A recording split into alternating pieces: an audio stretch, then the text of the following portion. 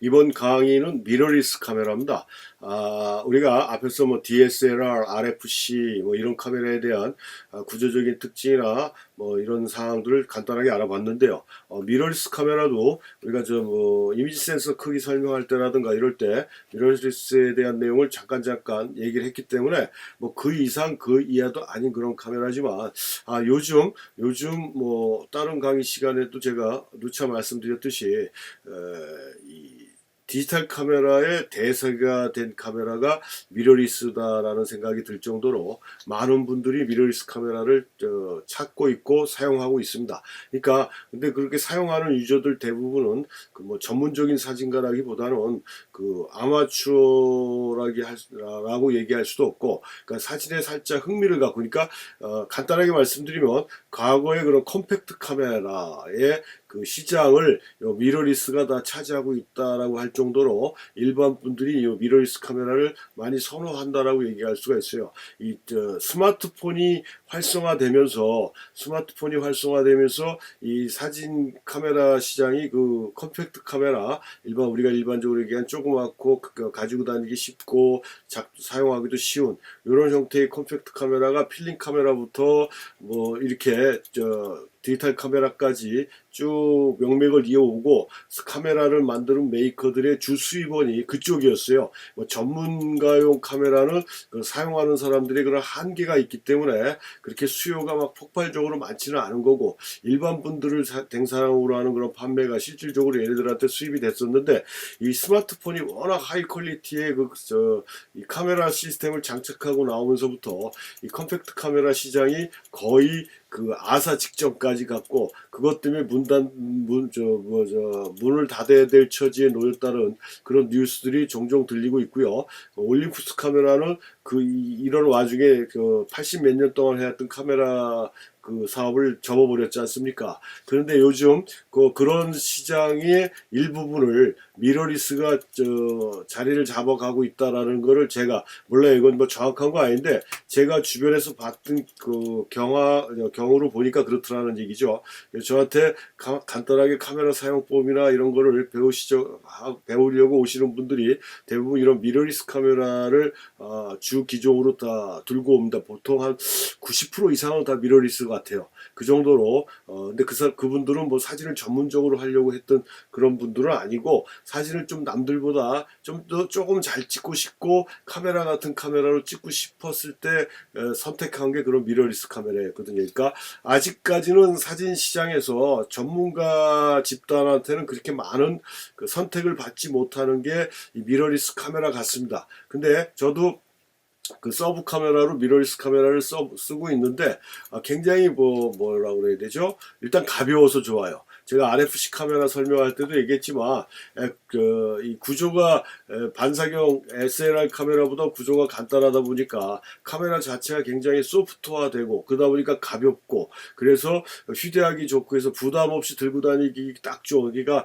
간단한 뭐 스냅 사진이라든가 뭐 이런 또 여행 가서 여행 사진인가 이런 걸 찍을 때는 그 거창한 SLR 카메라보다는 훨씬 더 편안하게 부담감 없이 쓸 수 있는 카메라가 미러리스 같다라는 생각을 했고, 요즘 나오는 미러리스 카메라들은 이 기술 집약이 갈수록 좋아져가지고 SLR 카메라 못지않은 고성능의 미러리스 카메라들이 카메라 브랜드마다 내놓고 있지 않습니까? 거기서 대표적인 애들이 메이커가 소니죠. 소니. 캐논이나 니콘도 마찬가지지만 소니는 더 힘차게, 거기에다가 후지까지 디지털 카메라의 후발주자라고 할 수 있는 소니나 후지가 특히 미러리스 카메라 쪽으로 굉장히 많은 투자를 하고 있다라는 느낌이 들 정도로 강하게 밀어붙이고 있다라고 생각이 됩니다. 그래서 사진 카메라 파트가 얼마 만에 조금만 시간이 지나면 SLR 자리를 미러리스가 차지하지 않을까라는 생각도 들 정도로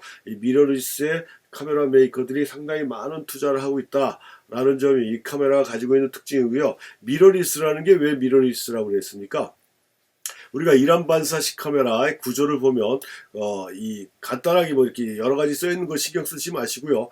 반사경이 붙어 있다라고 그랬잖아요. 그 다음에 펜타프리즘이 붙어 있다라고 그랬어요. 그래서 렌즈를 통해 들어온 상을 반사경에서 상하 위아래가 거꾸로 된 걸 세워주고 펜타프리즘에서 좌우를 맞춰서 우리 눈에는 또 정립 정상적으로 보이는 상을 볼 수가 있어서 실시간으로 라이브로 계속 움직이는 상황, 변화되는 상황을 파악해가면서 찍을 수 있는 그런 구조를 갖고 있는 게 SLR 카메라다라고 얘기를 했는데, 미러리스는 이 반사경을 없앤 거예요. 여기 보면 지금 없습니다.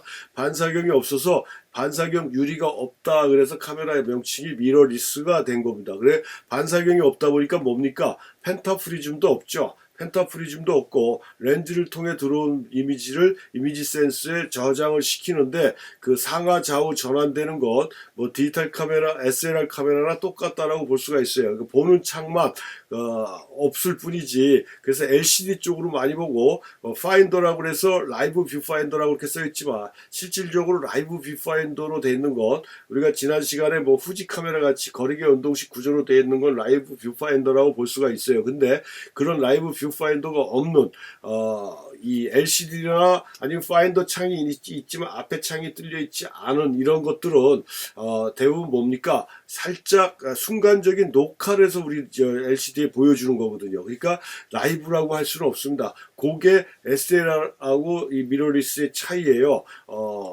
제가 뭐 이렇게 생각날 때마다 말씀드리지만 제가 기계적인 구조의 변화에 대한 건 굉장히 둔하다라고 얘기했는데, 제가 알고 있는 시점까지는 분명히 녹화로 해서 LCD로 보여줬어요. 그래서 초창기 미러리스들은 버퍼링 같은 것도 있었습니다. 그래갖고 SLR에 비해서 신속한 촬영에 문제점이 있는 경우들이 미러리스에 있었어요. 근데 지금은 그런 것들이 많이 보완이 돼서 거의 눈에 띄지가 않습니다. 그래도 제가 알기로는 이 녹화로 보여주는 거지. 그러니까 뭐 0.001초의 순간적인 상황으로 녹화를 해서 우리한테 보여준다라고 생각하시면 될 거예요. 그래서 아무튼 구조 자체가 펜타프리즘도 없고 반사경도 없다 보니까 카메라 자체가 어떻게 됩니까? 굉장히 작아질 수가 있다라고 했어요. 작아질 수가. 그래서 이게 SLR 카메라고 이게 미러리스 카메라인데 지금 여기 손잡이가 좀 툭 튀어나온 후지 거라 옆에서 보니까 좀 더 커 보이지만 그래도 뒤쪽에서 보면 더 얇거든요. 근데 지금 그렇다 하더라도 지금 옆에 폭이 SLR이 훨씬 더 크죠. 그리고 키도 훨씬 크고. 근데 후지 카메라가 일반적인 미러리스 중에는 카메라가 좀 큰 편이에요.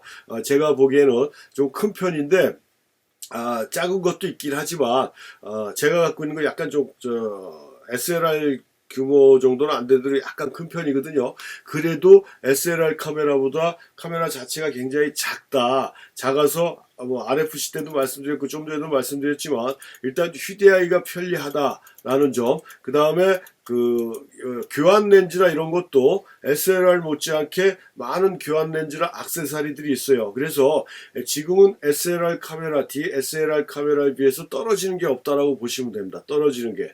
그러니까 얼마든지 자신이 추구하고자 하는 사진에 맞다 그러면 망설이지 말고 구입해도 될 정도의 그런 환경이 다 조성되어 있다라고 얘기할 수가 있어요. 미러리스.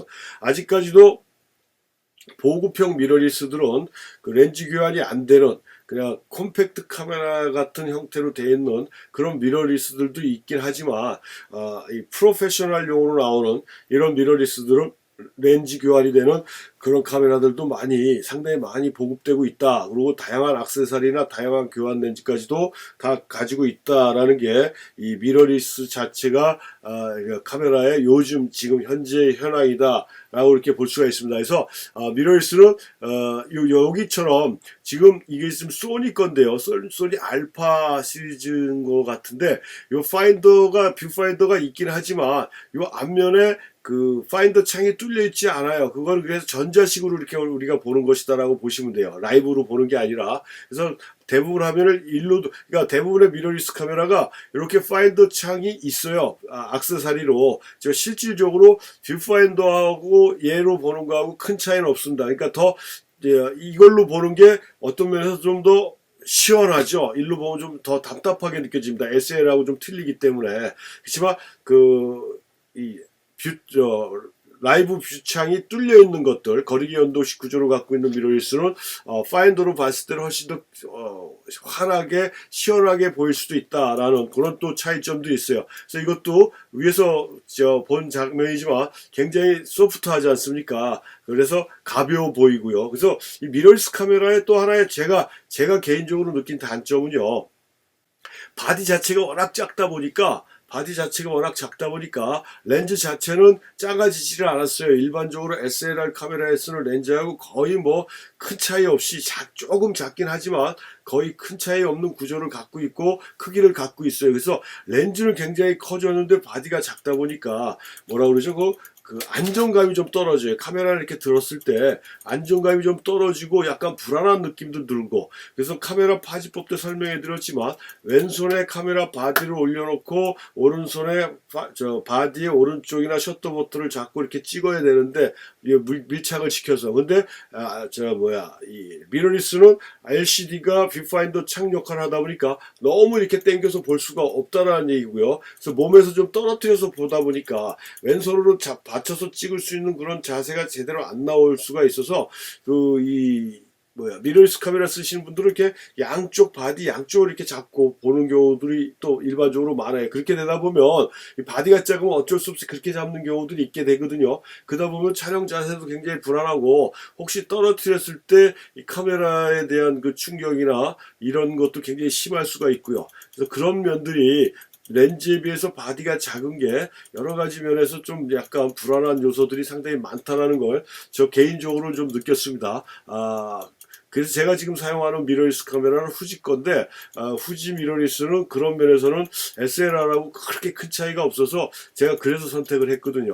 그렇지만 요즘 많이 나오는 소니나 여기 지금 나와 있는 샘플로 나와 있는 알파 같은 경우 여기 지금 그 손잡이 이게 요쪽이 좀 더 툭 튀어나오고 좀 더 안정성 있게 보이지만 이게 없이 그냥 바디 자체의 폭처럼 얇은 그런 형태의 미러리스들이 대다수다 보니까 약간 불균형적인 느낌이 들어서 약간 불안한 요소들이 있다라는 거 말고는 기능이나 모든 거는 SLR, DSLR 카메라 못지않은 모든 기능을 다 갖고 있다라는 거는 명백한 사실이라는 얘기입니다. 그래서 좀 전에도 말씀드렸듯이 카메라의 시장이 SLR, DSLR에서 미러리스 쪽으로 넘어가고 있는 추세가 아닐까라는 생각이 들 정도로 많은 분들이 미러리스 카메라를 선호하고 있다라는 점을 말씀드리면서 수업을 마치겠습니다.